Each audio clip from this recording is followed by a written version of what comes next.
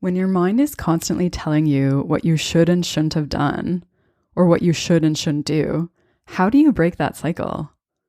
How do you stop judging yourself? In this episode, I'll share 3 strategies to help you do that. You're listening to Pure Light, where we explore how you can believe in yourself and be happy with who you are so that you feel worthy of your craziest dreams and confident in your power to make them happen. My name is Ailey. I'm a coach, writer, and Kundalini yoga and meditation teacher. This is episode 75.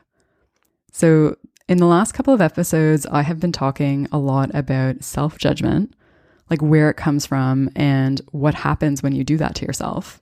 So just to recap quickly, self-judgment comes from the ideas that you have about who you think you're supposed to be. So it comes from having this ideal self in your head and then comparing yourself to see how you measure up to that. So when you judge yourself, what happens other than, the self-negativity piece is that you constantly reinforce the idea that you should be different than you are. And that usually leads to trying to kind of change or fix yourself and trying to conform to that idea of who you think you're supposed to be. And it's a bit of a self-perpetuating cycle because you're acting and behaving in alignment with the idea that you shouldn't be who you are. So how do you break free from that cycle? I'm going to give you a couple of strategies. So the first one is just giving yourself permission. Give yourself permission to be who you are. Permission is like an antidote to self-judgment because self-judgment is filled with a lot of rules. And those rules usually come with the word should. So like, I should do this. I shouldn't do this. I should have done this. I shouldn't have done this. And it can apply to, what you've done, what you've said, what you've eaten, what you didn't say, like just about anything. So when you notice those rules, instead of following them by default, or instead of believing them even, question them. Give yourself permission to do what you feel is right, not what your mind is telling you you should do. Give yourself permission to do what's best for you. So say to yourself, it's okay. Like, it's okay that I want to say no. It's okay that I'm angry. It's okay that I said that. It's okay to be weird. It's okay to be normal.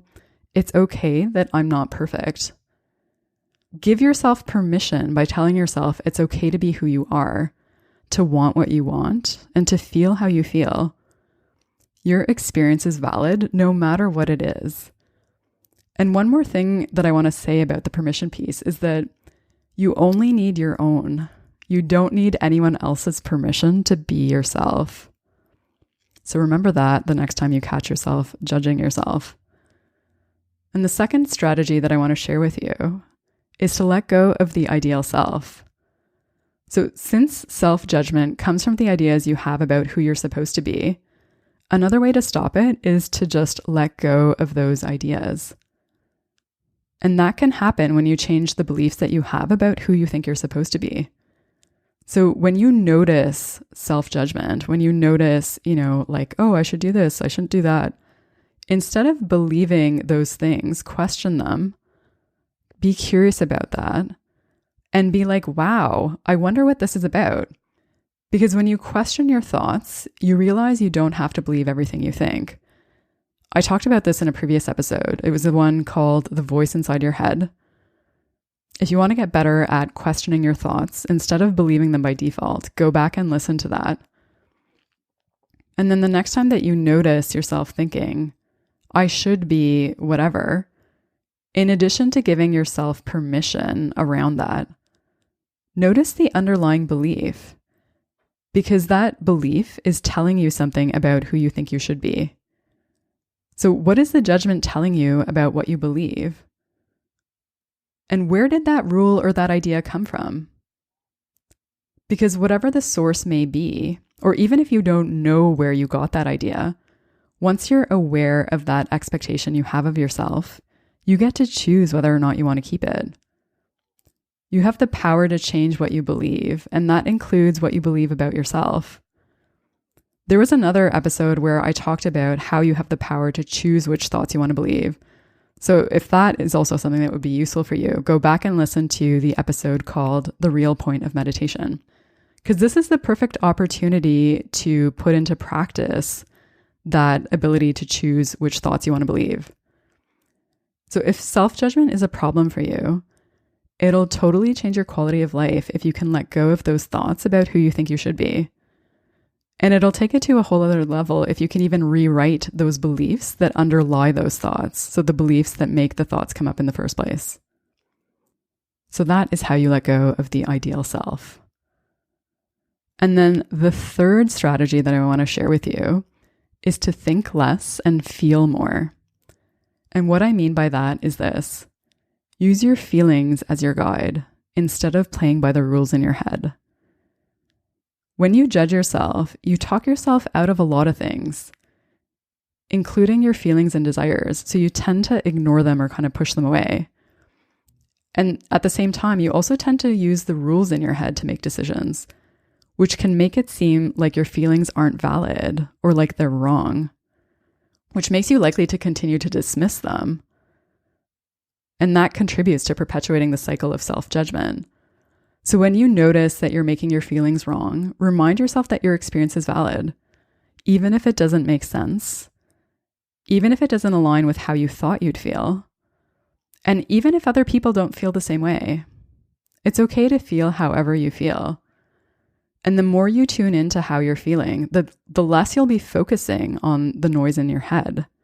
So you'll have more clarity to make decisions that are not coming from a place of trying to conform to that ideal self, but instead are coming from a place that actually feels right. Because that'll also help to make the shift from acting in a way that continues to perpetuate self-judgment to one where you're actually acting in a way where you accept yourself. The most important relationship you'll ever have is the one that you have with yourself. And only you have the power to change what you think and how you feel about yourself. So you can either keep trying to change and fix and perfect yourself and live up to that ideal self, or you can just start to be who you are. So to recap the 3 strategies, the first one is to give yourself permission to be who you are. The second one is let go of who you think you're supposed to be, that ideal self in your head. And the third one is, instead of following the rules in your head, use your feelings as your guide. If self-judgment is a problem for you and you need more support to help you see yourself in a new light, I've started sending out emails every Sunday to help you fall in love with yourself. So you can subscribe to those at purelightpodcast.com. And in the next episode, I'll be talking about judgment more broadly. So not just self-judgment, but the mental habit piece of it. If you want to make sure you get that, subscribe to Pure Light wherever you listen to podcasts. Thanks so much for listening. Until next time, may you be guided by your light.